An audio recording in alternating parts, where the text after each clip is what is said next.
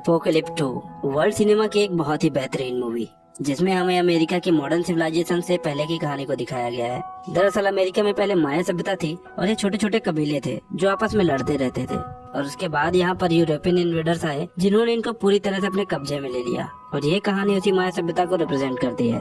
तो मूवी शुरू होती है और हमें एक कबीले को दिखाया जाता है जो जंगल में शिकार कर रहा होता है, और दरअसल ये कबीले आज भी पुराने रीति रिवाजों और पुराने तौर तरीकों से चलते हैं। इन्होंने जंगल में हर जगह पर फंदे लगाए होते हैं जिसकी जानकारी सिर्फ इनके ही कबीले के लोगों को होती है कि इनका फंदा कहाँ कहाँ पर लगा है। तभी उस सुअर का जिसका ये शिकार कर रहे होते हैं उसका पैर उसी फंदे की रस्सी से टकरा जाता है, और जैसे ही उसका पैर रस्सी से टकराता है सामने से एक बहुत ही बड़ा लकड़ी का टुकड़ा आता है जिसमें नुकीली नुकीली लकड़ियाँ लगी होती है और सुअर के शरीर में धंस जाती है। अब सुअर की मौत हो जाती है जिससे ये सब बहुत खुश हो जाते हैं।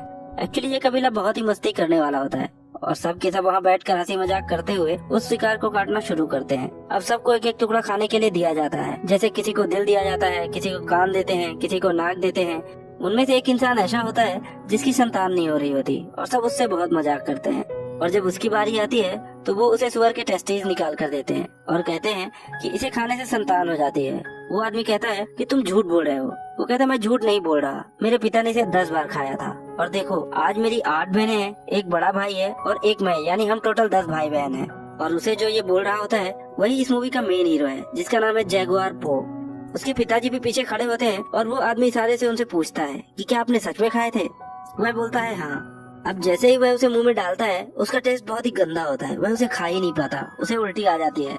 अब इतने में सब हंसने लग जाते हैं और उसका मजाक उड़ाते हैं और आपस में लड़ने लग जाते हैं। तभी हीरो के पिताजी जो इस कबीले के सरदार भी हैं जिन्होंने उसे कहा था कि मैंने भी खाया है, वो पीछे से आते हैं और उनकी लड़ाई छुड़वा देते हैं और उसको अपने साथ साइड में ले जाकर कहते हैं कि तुम्हें और स्ट्रांग बनना पड़ेगा, तुम बार बार मजाक का पात्र क्यों बनते हो। वो बोलता है कि मेरे बच्चे नहीं होते इसलिए ये मेरा मजाक उड़ाते हैं। वो कहते हैं मेरे पास एक ऐसी दवा है जिसको यूज करने से तुम्हारे बच्चे हो जाएंगे। वो कहता है क्या सच में ऐसा हो सकता है। सरदार कहते हैं हाँ ऐसा हो तो सकता है, लेकिन एक बात का ध्यान रहे कि जो दवा मैं तुम्हें दे रहा हूँ ये बहुत ही स्ट्रांग है। वो कहता है कि प्लीज मुझे ये दवा दे दो, मैं किसी भी तरह से बाप बनना चाहता हूँ और इन सब का मुंह बंद करना चाहता हूँ। सरदार कुछ पत्ते निकालता है और उसे देता है। वह उसे खाने ही वाला होता है, लेकिन सरदार उसे रोकते हुए कहता है इसे खाओ मत, बल्कि जब तुम संभोग करोगे उससे पहले इसे अपने लिंग में लगा लेना, लेकिन खाना मत।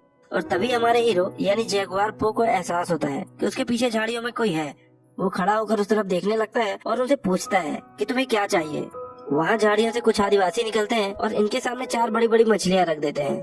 वह कहते हैं कि हम यहाँ से गुजरना चाहते हैं, बदले में ये भी अपने शिकार का एक टुकड़ा जो इन्होंने अभी अभी किया होता है उन्हें देते हुए यहाँ से गुजरने की परमिशन दे देते हैं। और अगले ही पल झाड़ियों के पीछे से बहुत सारे आदिवासी निकलते हैं और ये सब के सब वहाँ से जाने लगते हैं। जैगुआर पो देखता है कि इनमें से बहुत सारे लोग घायल होते हैं। वह इनसे पूछता है कि हुआ क्या था। उनमें से एक आदिवासी बोलता है कि हमारा कबीला तबाह हो गया और अब हम एक नई शुरुआत के लिए जा रहे हैं।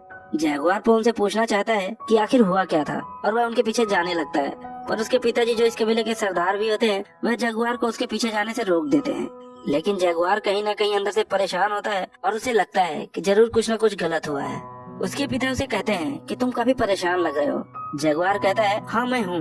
उसके पिता कहते हैं वह जो कबीला था उनके दिल में डर बैठ गया था और डर का कोई इलाज नहीं होता, और मैं चाहता हूँ कि तुम भी मत डरो और अपना यह डर लेकर तो गाँव में बिल्कुल भी मत जाना।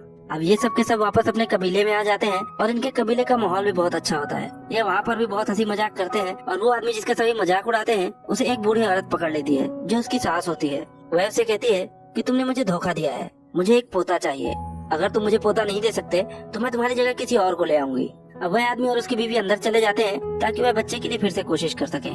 और आपको याद होगा कि हीरो के पिताजी ने उसे जंगल में एक दवा दी थी कि अपने लिंग पर लगा लेना और इससे बच्चे पैदा हो जाएंगे। पर जैसे ही वह उस दवा को लगाकर सहवास शुरू करता है उन दोनों को बहुत ही जलन होने लगती है और दोनों इधर उधर भागना शुरू कर देते हैं। दरअसल वह कोई दवा नहीं होती बल्कि मिर्ची का पाउडर होता है, और उनको भागता देखकर सब बहुत हंसते हैं, बहुत मजाक उड़ाते हैं। अब हम जैगुआर पो को देखते हैं जो अपने घर जाता है और अपनी पत्नी से मिलता है जो कि प्रेग्नेंट है। उसका एक बेटा भी है और वह इन दोनों से बहुत ही प्यार करता है। इसके बाद यह दिखाते हैं कि कबीले में सब नाच रहे होते हैं, गा रहे होते हैं, लेकिन जैगुआर पो कहीं न कहीं खोया होता है, क्योंकि आज सुबह उसने दूसरे कबीले की जो हालत देखी थी उसे कहीं न कहीं उसके दिल में एक डर बैठ गया है। उसकी पत्नी पूछती है कि तुम इतने गुमसुम क्यों हो। वह उसे कुछ नहीं बताता और उसकी गोद में सिर रखकर सो जाता है। और रात में जैगुआर जब अपने परिवार के साथ सो रहा होता है तभी उसे कुत्ते के भौंकने की आवाज आती है जिससे वह जग जाता है। उसे एहसास होता है कि बाहर कुछ हलचल हो रही है। वैसे भी आज सुबह उसने जो कबीले की हालत देखी थी उससे वह काफी घबराया हुआ होता है।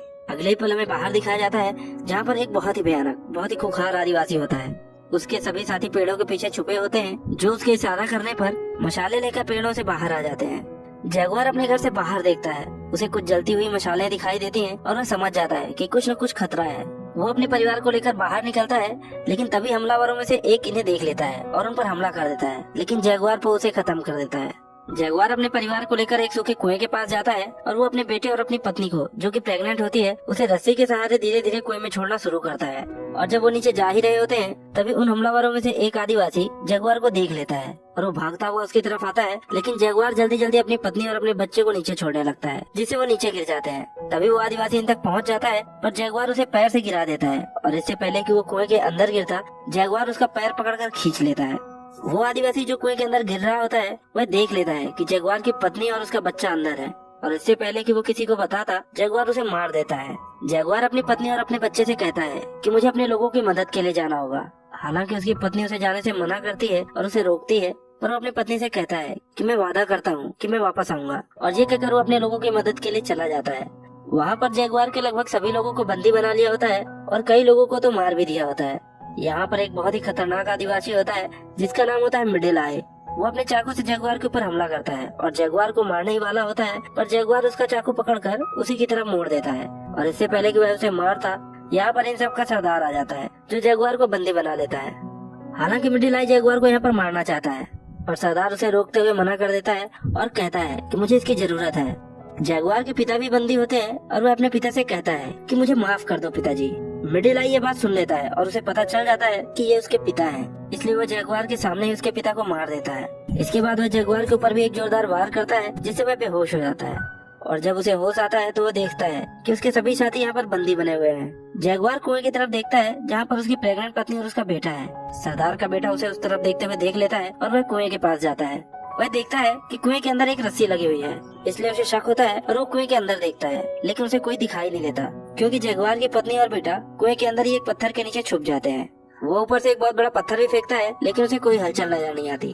इसके बाद जो रस्सी लगी होती है वह उसे काट देता है, यानी कि अब चाह कर भी जगुआर की पत्नी और बेटा ऊपर नहीं आ सकते थे।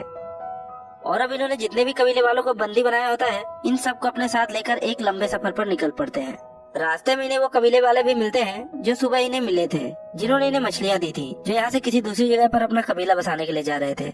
दरअसल इन खूंखार आदिवासियों ने उन्हें भी पकड़ लिया होता है, और अब ये सब के सब एक लंबे सफर के लिए निकल पड़ते हैं, जहाँ पर इन्हें नदियों को पार करना पड़ता है, ऊंचे ऊंचे पहाड़ों के सकरे रास्तों से गुजरना पड़ता है, और फिर एक लंबे सफर के बाद ये खूंखार आदिवासी उस जगह पर पहुँच जाते हैं जहाँ से ये बिलोंग करते हैं। और जब ये अपनी सरहद के बाहर ही होते हैं, तब हमें बहुत सारी डेड बॉडीज पड़ी हुई दिखाई देती हैं, जिन्हें देखकर साफ साफ समझ आ रहा था कि ये वो लोग हैं जिन्हें किसी तरह की कोई बीमारी हुई है, जो छूने से फैलती है। यहाँ पर एक बच्ची भी होती है जो जिंदा होती है, और वह इन खूंखार आदिवासियों के साथ आना चाहती है, लेकिन ये लोग उसे नहीं आने देते। और वो इन खूंखार आदिवासियों को, जो इसी जगह से बिलोंग करते हैं, उन्हें कहती है कि बहुत जल्द पवित्र समय आने वाला है, जब दिन में अंधेरा हो जाएगा और एक आदमी तुम्हें यहाँ से बाहर ले जाएगा, और तुम्हारे इस पूरे साम्राज्य का हमेशा के लिए अंत हो जाएगा। अब ये सब के सब वहाँ से आगे चले जाते हैं, और तभी एक गांव आता है जहाँ पर बहुत सारे मजदूर होते हैं। उनकी हालत बहुत ही ज्यादा खराब होती है, पर फिर भी उन्हें यहाँ पर काम करना पड़ता है, लेकिन इन्हें यहाँ पर नहीं छोड़ा जाता और आगे ले जाया जाता है। अब कबीले का सरदार, जो इन सबको यहाँ बंदी बनाकर लाया है, उसके पास एक आदमी आता है। वो पूछता है कि कितने आदमी हैं। वो कहता है कि मेरा बेटा बताएगा, लेकिन इस बार पैसे अच्छे चाहिए। यानी कि ये लोग इन्हें यहाँ पर पकड़कर इसलिए लाए हैं ताकि इन्हें बेच सके। यहाँ पर इंसानों को बेचा जाता है, और इनके साथ जो बंदी औरतें होती हैं, उनकी बोली लगाई जाती है और उन्हें बेच दिया जाता है, और बचे हुए आदमियों को यहाँ से आगे ले जाया जाता है, जहाँ पर बहुत भीड़ होती है। यह एक तरह का मंदिर होता है जहाँ पर इंसानों की बलि दी जा रही होती है, और अब जगुआर को उसकी बलि देने के लिए यहाँ पर ले जाया जाता है। दरअसल ये लोग ईश्वर को खुश करने की बात कर रहे होते हैं, और इससे पहले कि वो जगुआर को मारते, सूर्य ग्रहण हो जाता है और चारों तरफ अंधेरा छा जाता है, जिससे यहाँ पर मौजूद सभी लोग घबरा जाते हैं और सब रुककर प्रार्थना करने लगते हैं। फिर थोड़ी देर बाद जब सूर्य ग्रहण छट जाता है, तो इनकी बलि नहीं दी जाती, और इन सबको एक दूसरी जगह ले जाया जाता है, जहाँ पर एक लंबा सा ग्राउंड होता है, और उसके दूसरी तरफ होता है मक्के का खेत, जिनके पीछे होता है इनका जंगल। और अब इन सबसे बोला जाता है कि तुम भागो और अपने जंगल चले जाओ। यहाँ पर वो सरदार, जो इन सबको बंदी बनाकर लाया होता है, उसका एक बेटा भी होता है। उसका बेटा मक्के की झाड़ियों के पास चला जाता है ताकि कोई बच के न भाग सके, और अब इन्हें एक एक करके भगाया जाता है, और पीछे से ये लोग इनके ऊपर भाले और अलग अलग हथियार फेंकते हैं ताकि इन्हें मार सकें। इनके कई साथी मारे भी जाते हैं, और अब जगुआर और उसका एक साथी भागते हैं, ये थोड़ा दिमाग लगाते हैं और जिग जैग पैटर्न में भागते हैं ताकि उनके बाहर से बच सके, लेकिन जगुआर के साथी को तीर लग जाता है और वो मारा जाता है। और जगुआर जैसे ही ग्राउंड के लास्ट में पहुंचता है तभी एक तीर उसके आर पार हो जाता है, लेकिन वो मरा नहीं होता, वह जिंदा होता है। यहाँ पर कबीले के सरदार का बेटा जो इन झाड़ियों के पास खड़ा था वह जगुआर को मारने के लिए उसके पास आता है, और इससे पहले कि वह उसे मारता वहीं पर एक जख्मी आदमी होता है जो उसे गिरा देता है, लेकिन कबीले के सरदार का बेटा उसे मार देता है। और इसके बाद वह चाकू निकाल कर जगुआर को मारने के लिए आता है, और इससे पहले कि वह उसे मारता जगुआर को जो तीर लगा हुआ था उसने उसकी नोक तोड़ ली थी और उसकी मदद से उसके गले को चीर देता है, जिससे सरदार के बेटे की मौत हो जाती है और जगुआर यहाँ से झाड़ियों में भाग जाता है। दरअसल ये खूंखार आदिवासी जगुआर और उसके कबीले वालों को सिर्फ अपनी प्रैक्टिस के लिए मार रहे होते हैं। अब जगुआर यहाँ से भाग जाता है और वो घायल भी होता है, और भागते भागते एक गिरे हुए पेड़ के ऊपर जो कि ऊपर की तरफ जा रहा होता है उस पर चढ़ जाता है और छुप जाता है। दूसरी तरफ कबीले के सरदार का बेटा मर चुका होता है, जिससे वह पूरी तरह से बौखला जाता है और अब वह किसी भी तरह से जगुआर को खत्म करना चाहता है। इसलिए वो अपने साथियों के साथ जगुआर का पीछा करना शुरू कर देता है। ये सब के सब उस पेड़ के नीचे से गुजरते हैं जिसके ऊपर जगुआर होता है, लेकिन ये उसे देख नहीं पाते। और कुछ दूर जाने के बाद कबीले का सरदार अपने एक आदमी के कंधे पर खून देखता है जो कि उसका नहीं होता।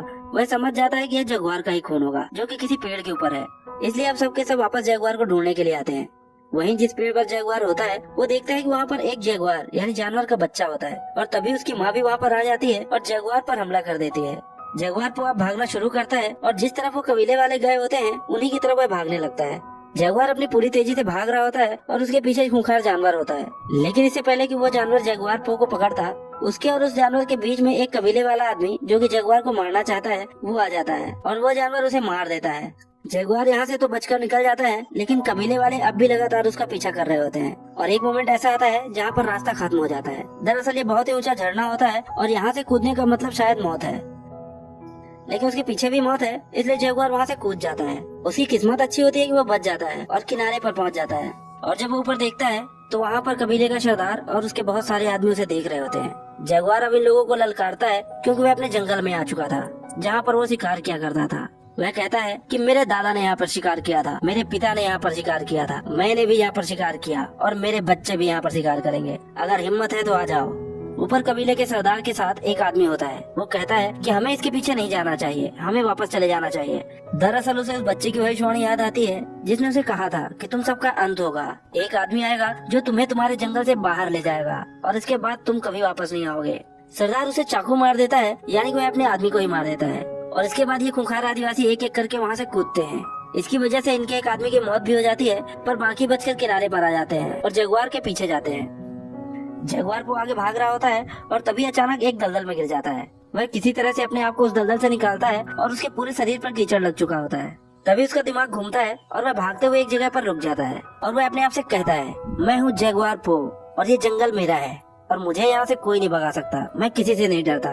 और इसके बाद वह उन आदिवासियों से डर के भागता नहीं है, बल्कि उन आदिवासियों को जो इसके पीछे आ रहे होते हैं अलग अलग तरीके इस्तेमाल कर कर एक एक करके सबको मारना शुरू करता है। सबसे पहले वह उनके ऊपर मधुमक्खियाँ छोड़ता है और इसके बाद वह मेढक के जहर से एक आदमी को मार देता है, और तभी उसके सामने वो आदमी आ जाता है जिसने इसके पिताजी को मारा था, यानी कि मिडिल आई। जगुआर पो देखता है कि बीच में एक हथियार पड़ा हुआ है और मिडिल आई उसकी तरफ भागना शुरू करता है और वह भी उसकी तरफ भागना शुरू कर देता है। और जैसे ही जगुआर हथियार के पास पहुँचता है वह अपने घुटनों के बल घिसटता हुआ उस हथियार को उठा लेता है। मिडिल आई उस पर वार करता है लेकिन वह चूक जाता है, लेकिन जगुआर पो अपने वार से नहीं चूकता और वह उसे मार देता है। अब हम देखते हैं कि यहाँ पर बारिश होना शुरू हो जाती है और जगुआर पो की बीवी और बच्चा कुएं के अंदर होते हैं जहाँ पर लगातार पानी भर रहा होता है। उसकी पत्नी को अब यहाँ पर लेबर पेन भी शुरू हो जाता है, यानी कि किसी भी वक्त उसकी डिलीवरी हो सकती है, और जगुआर पो भागता हुआ कुएं तक पहुँच जाता है। उसके बीवी बच्चे उससे बोलते हैं कि हमें बाहर निकालो क्योंकि वह डूब रहे होते हैं, पर अब भी बचे हुए 3 आदिवासी उसके पीछे आ रहे होते हैं। उन तीनों में से 2 आदिवासी कुएं पर रुक जाते हैं क्योंकि वह देखना चाहते हैं कि कुएं के अंदर कौन है। वह उसकी बीवी और बच्चों को देख लेते हैं, और कबीले का सरदार जो कि सबसे ज्यादा खूंखार है वह जगुआर के पीछे भाग रहा होता है, और जगुआर भागते भागते अचानक एक जगह रुक जाता है। जगुआर ने उसके बेटे को मारा था, इसलिए वह उसे दूर से ही तीर मारता है जो कि उसके दिल के थोड़ा सा ऊपर लगता है। जगुआर अब जख्मी हो जाता है, लेकिन फिर भी वह खड़ा होकर कबीले के सरदार को चैलेंज करता है। कबीले का सरदार अपना तीर कमान नीचे फेंक देता है और चाकू निकालता है और जगुआर की तरफ भागना शुरू कर देता है, और तभी उसका पैर किसी चीज से टकराता है। दरअसल ये वही फंदा होता है जो जगुआर और उसके कबीले वाले जानवरों को मारने के लिए लगाते थे। जिस तरह से इस कहानी की शुरुआत में भी उन्होंने एक शुअर को मारा था, और जैसे ही उसका पैर उस फंदे से टकराता है सामने से एक बहुत बड़ी लकड़ी आती है जिसमें बहुत नुकीली नुकीली लकड़ियाँ लगी होती है। वह उसकी छाती से टकराती है और उसके शरीर के आर पार हो जाती है, और कबीले के सरदार की यहीं पर मौत हो जाती है।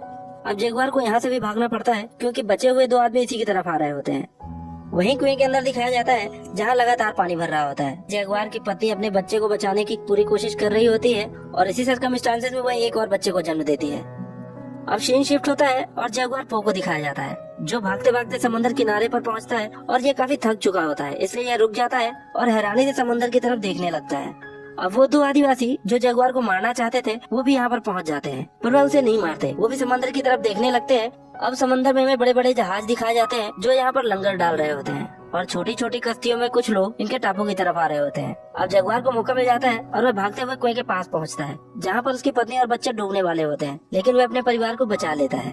अब अंत में हमें दिखाया जाता है कि जगुआर अपने परिवार के साथ जंगल में होता है और उसकी पत्नी समंदर में बड़े बड़े जहाजों को देखते हुए पूछती है कि क्या हमें उस तरफ जाना चाहिए। जगुआर कहता है हमें जंगल में जाना चाहिए ताकि हम एक नई शुरुआत कर सकें, और वो दोनों जंगल की तरफ चले जाते हैं।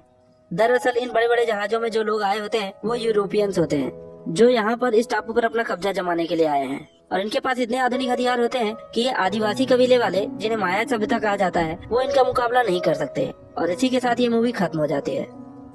दोस्तों, एपोकलिप्टो वर्ल्ड सिनेमा की एक बहुत ही बेहतरीन मूवी है।